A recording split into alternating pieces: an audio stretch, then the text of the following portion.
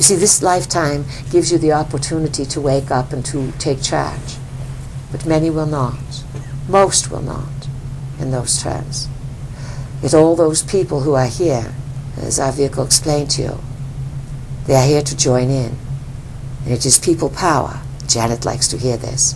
But it is people power you cannot even imagine at this time that will rock and roll your world. So they are heartless creatures. Some have insinuated, as we have, that there is a reptilian infusion there, a cold reptilian energy. We remind you, please, that when you are defining characters, make room that there are all kinds. There's no good nicks in all groups, and there are good-hearted beings in all groups. All reptiles cannot be put in a negative context. Do you follow this? This is answer for some people in the audience. So that's the dance, Diane. They are disconnected. They are being run by others, and they cannot, because they are being satisfied by sex or wealth or exclusivity. They have lost their humanity. They have lost their humanity. Questions, please. Please. Yes. This is Tammy. You're going to speak much louder, please. Is there a significance regarding the giants? What is your name again, please? Tammy. Tammy.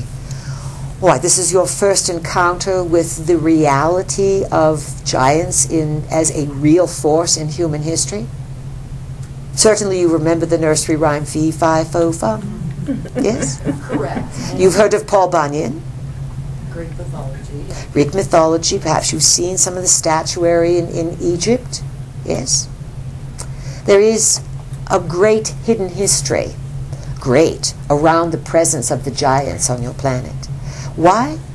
Because these global elite behind the scenes believe themselves to be descendants of these giants. And the other thing, these global elite, if they want to run the world, they want to look like they know what they are doing. And if they start to put too much cat out of the bag, people will get frightened, and then they can't maintain control. The giants are real. The exploration went out when Pluto went to the galactic center around 1500, late 1400s. It expanded humanity's perspectives of who they thought they were. They ventured forth into the Western Hemisphere and encountered very, very tall beings. Now, there were still giants around in that time. There were giants that were thought of as more circus performers or anomalies all the way through to the 1800s. And you have many tsars, you have royalty throughout Europe that would welcome the giants to their court. And a giant in those days might be considered a giant if they were 8, 9, 10, 11, 12 feet tall. That was quite huge, 12 feet in those days. Yet France, Switzerland, Morocco, and other places openly acknowledged that they had graves, sites of giants up to 22 feet buried in their various cemeteries. Long time ago, a Roman legion was alleged to visit Morocco, to visit a grave site of an 80-foot giant. Long time ago, in the book of Enoch, Enoch was a story that was not, let's say it was a story of patriarchs, a story of ancient times. And again, your biblical stories, especially the Old Testament, are oriented towards the Atlantean times. We've often said that the Old Testament is a reflection of Atlantis. Atlantis was built by giants. There were many men of great stature that are referred to, titans, giants, in the Bible. And so they are of great significance because they have a long pattern of history on your planet. And our concerns are, if you don't understand your history, how can you figure out where you are going? And the giants are around in modern times. They are in the heavens, they are inside the earth. And have you noticed how sports, especially basketball, has suddenly, the height of these players has crept up and up and up and up and up? Yes? Yes. So the giants are important. Do your homework. Put them on the pedestal. look out and see what the story is. There are good ones and there are those who, historically speaking, turn to cannibalism. That is the cultural fear around giants, that they eat people. That is the warning from the English. Fee, fi, fo, fum. There are truths in the stories. Who else has a question, please? Louis. Louis, welcome. What's your question? Could you speak to the reprogramming of our DNA and hopefully reconnecting of disconnected portions of it by energy from the galactic center? So as we approach 2012 and what's happening, where those people who want to evolve, who want to become more conscious, the galactic center energy will reprogram our DNA. What would you have to say about that? Well, definitely the energy from the galactic center has long-term effects. As you well know, in the precessional cycle, the sun moves 1 degree every 72 years, yes? Yes. So in that term, the sun would be on the galactic center exact or close to exact for a long time. In the territory for many years longer. Do you follow this? Mm-hmm. So as the Mayans saw this date, December 21, 2012, 12/21/2012. Lots of interesting numbers there. They saw a precise alignment and a time when there would be a download, a specific download that would go across the galaxy through to your sun and then to Earth, to the solar system, to the Pleiades, affecting many, many things.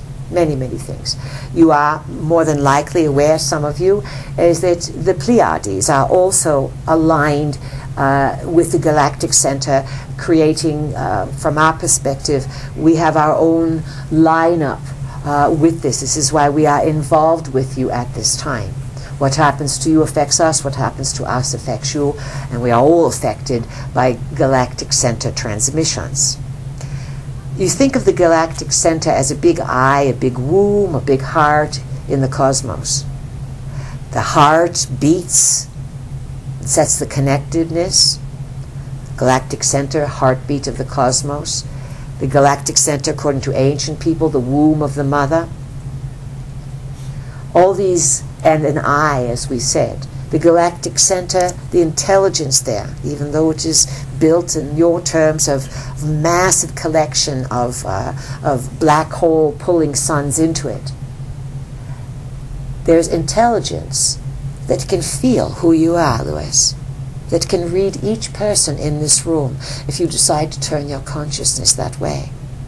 So the more you pay attention and have expectations of excellence and slow your life down, this energy is coming to all people. Some it will fry, and some it will help fly. It depends on your attitude, your focus, and your perceptions. Humanity has always been affected from afar in its own DNA. Your scientifics barely understand the DNA. Publicly, they admit to knowing certain gene sequences, etc. But often, they're dicing and spliting and cutting and guaranteeing they mess up many, many times. This is built on a fallacy. They do not recognize that the DNA is alive. It is software that fits into your hardware, so to speak. Your third eye is like a modem that allows you to connect to the cosmos. And the DNA is always being maturing and growing. Your DNA is not static, it is fluid.